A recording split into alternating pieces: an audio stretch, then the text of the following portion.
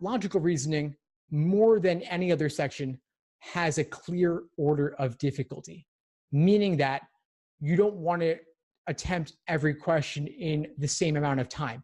You have about a minute 25 on average per question, since you have 35 minutes for the whole section, and about 25 questions per section.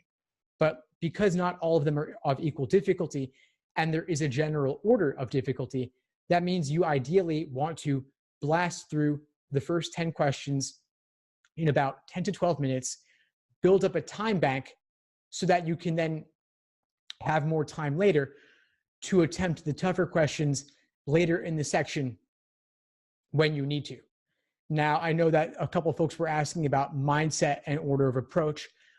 My biggest suggestion would be that when you hit that tougher band of questions from around questions 15 to 23 or so, those are the hardest in the section. Those are your level 4 and level 5 questions, the toughest overall. Now, maybe 2 or 3 of them, or even 4 or 5, will run the risk of getting you bogged down, getting you stuck in the moment.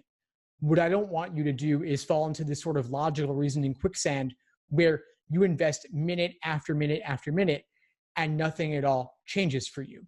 What you want to do is recognize when you are encountering a super difficult question that might bog you down. And if you're not making headway, that's okay. You flag it, you mark it off with an asterisk, and you move ahead, sacrificing that question in the moment, but hoping to come back to it later. Now, maybe you eliminate a couple of choices, maybe you don't. Whether you do or not, that's okay. The biggest win you've had is that you didn't get stuck on that one at the expense of others that come later.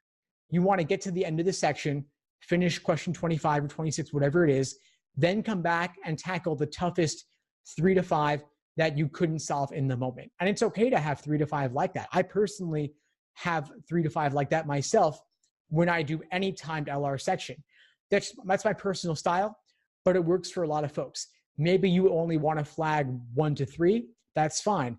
I like to flag 3 to 5. I like to build momentum and keep my momentum going, because there could be a lengthy principal application question or parallel reasoning question or some question involving extremely dense and abstract language, and that scares me. That might send me into a fight or flight mode, or even worse, like a freeze mode, where I'm just not making any headway, but I want to keep moving. So I flag those questions, I skip them, I come back to them at the end with a fresh perspective and with the comfort of knowing that I have completed the section and I've only got these tough ones left. I can then look at them with a fresh new perspective and make some headway on them, knowing that I am secure in everything else I've done up to that point. So that's my strategy.